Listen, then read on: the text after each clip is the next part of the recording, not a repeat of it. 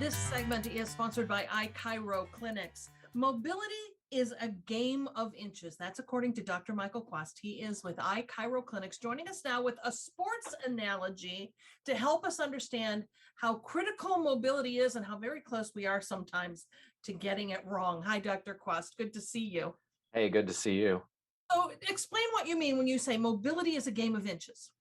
Sure. Well, it's kind of like if you've ever been walking and you kind of trip and you're like, whoa, and you catch yourself and it was like, oh, that was a close one. That's a real game of inches there where you almost fell, but you caught yourself.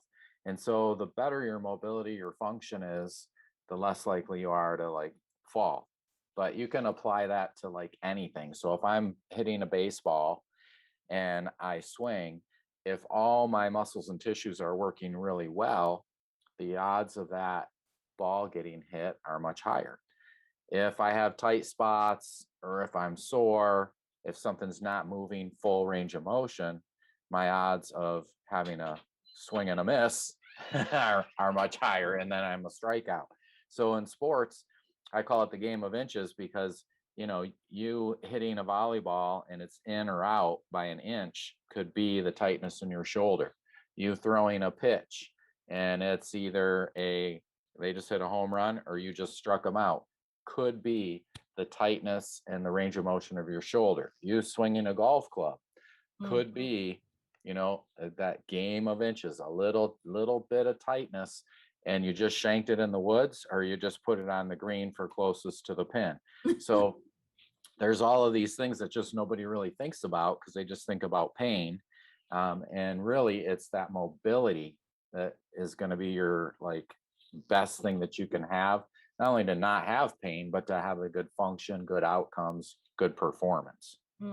You say a lot of people, to avoid getting themselves into that game of inches, they'll just take a gob of pain relievers before they go out and try to do something that might put them in peril.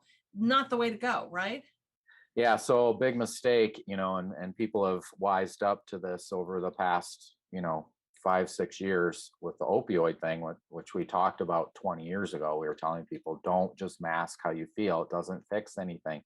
But I see it on the athletic field all the time at high school games that even I've gone to watch my kids, where the other players are just taking Tylenol and Advil and different things for their aches and pains, and then they go play. The problem with that is when you mask how you feel because you have a restriction in your motion and now you go play and you can't feel it, that's when people have like serious injuries and problems happen because they don't feel it and their body's trying to tell them stop doing that, and they're like la la la la la, like they can't hear it, right? So then all of a sudden the kid's going to get hurt, or I mean adults do it too. I see it on the golf course every week.